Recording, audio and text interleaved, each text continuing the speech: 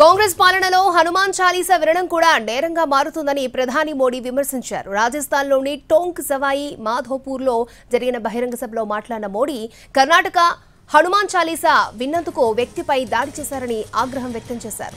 రాజస్థాన్ దాని బాధను అనుభవించింది. రాజస్థాన్లో శోభాయాత్ర ఊరేగింపు జరిగింది. రాజస్థాన్లో ప్రజలు రామరామాని జపించే సమయంలో కాంగ్రెస్ రామనవమిని నిషేధించిందని మండిపడ్డారు ప్రధాని.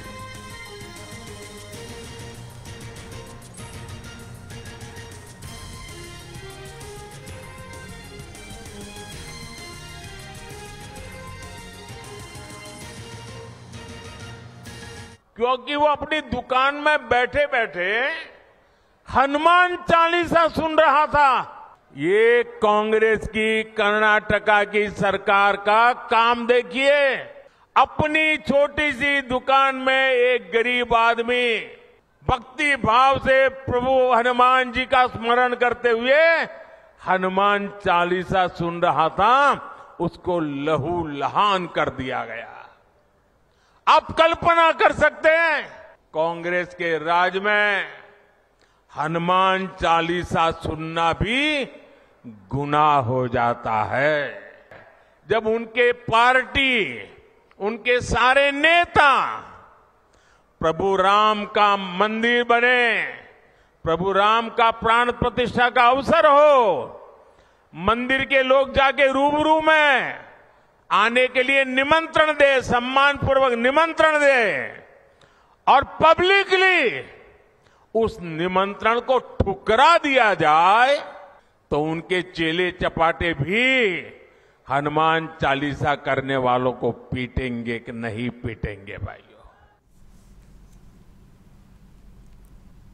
కాంగ్రెస్ పార్టీ విభజన రాజకీయాలు చేస్తుందని విమర్శించారు ప్రధాని. కోట్లు చివాట్లు పెట్టడంతో వెనక్కి తగ్గాల్సి వచ్చిందని మండిపడ్డారు.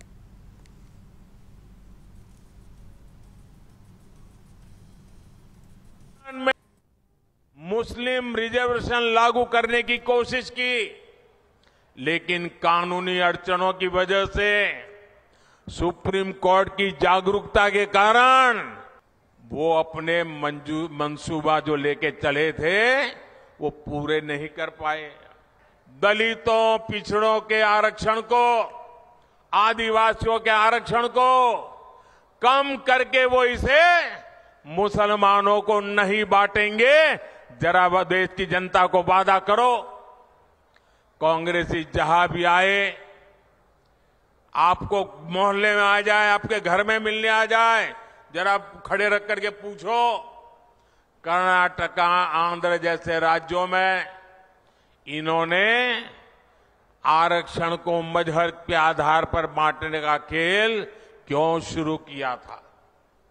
साथियों, कांग्रेस की इन साजिशों के बीच मोदी आज आपको खुले मन से गारंटी दे रहा है। ప్రధాని మోడీపై మంత్రి పొన్నం విమర్శలు చేశారు. మొదటి దశ ఎన్నికల తర్వాత మోడీ వెన్నులో వణుకు పుట్టిందన్నారు. తాము అధికారంలోకి వస్తే కులగణన చేస్తామంటే అది బీజేపీకి, సంఘ పరివారికి రుచించడం లేదు అన్నారు. దేశ ప్రధాని హోదాలో సార్వభౌమత్వానికి భంగం చేసేలా మాట్లాడుతున్నారని మండిపడ్డారు. తర్వాత నరేంద్ర మోడీ గారికి వెన్నులో వణుకు పుడతా ఉంది, భయపడతా ఉన్నాడు.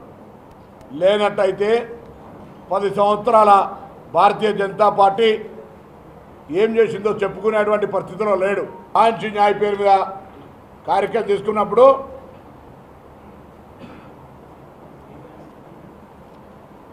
అందులో దేశవ్యాప్తంగా కులగణ సర్వే చేస్తా అని చెప్పింది. అది భారతీయ జనతా పార్టీకి రుచిస్తలేదు, సంఘ పరివారకు రుచిస్తలేదు. దేశంలో ఉన్నటువంటి ఎస్సీ, ఎస్టీ, బీసీలకు సంబంధించి కులగణన జరిగితే వాళ్ళకు న్యాయం జరుగుతుంది అనేటువంటి భయం పట్టుకుని ఈరోజు మళ్ళీ నరేంద్ర మోడీ గారు మీ ఇండ్లు గుంజుకుంటారు, మీ బంగారం గుంజుకుంటారు, మీ సంపద గుంజుకుంటారు. ఒక ప్రధానమంత్రి స్థాయిలో దేశానికి, అన్ని వర్గాలకు, దేశం మొత్తం జనాభాకు నాయకత్వం వహించాల్సినటువంటి వ్యక్తి ఆయన ఎలా ఈ విధంగా నీచంగా దిగజారి భారతదేశ సార్వభౌమత్వానికి విఘాతం కలిగే విధంగా మాట్లాడుతూ ఉన్నాడు. ఇది చాలా విచారకరం. దీని మీద దేశంలో ఉన్నటువంటి అత్యున్నత న్యాయస్థానం సుప్రీంకోర్టు సోమోటోగా తీసుకొని మరి దీని మీద వ్యవహారం చేయాలని సందర్భంగా కోరుతా ఉన్నారు. మొదటి దశ ముస్లింలపై ప్రధాని మోడీ చేసిన వ్యాఖ్యలకు బేషరతుగా ఆయన క్షమాపణలు చెప్పాలన్నారు నటుడు ప్రకాష్ రాజ్. మైనార్టీలపై మోడీకున్న వ్యతిరేకత ఏంటో బయటపడిందన్నారు. మతాలను ద్వేషించే వ్యక్తులను కాకుండా ప్రేమించే వారిని ఎన్నుకోవాలన్నారు Prakash Raj. Prime Minister, he should understand this, to what extent he is stooping down. If Manmohan Singh ji was talking about minorities, but when our Prime Minister talks, it becomes Muslims. So what is that hatred he has at him? Now, my request to him, so this is not a time to joke.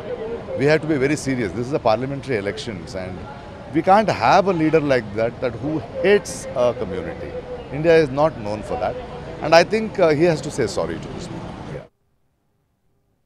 Prime Minister, he should understand this, to what extent he is stooping down. If Manmohan Singh ji was talking about minorities, but when our Prime Minister talks, it becomes Muslims.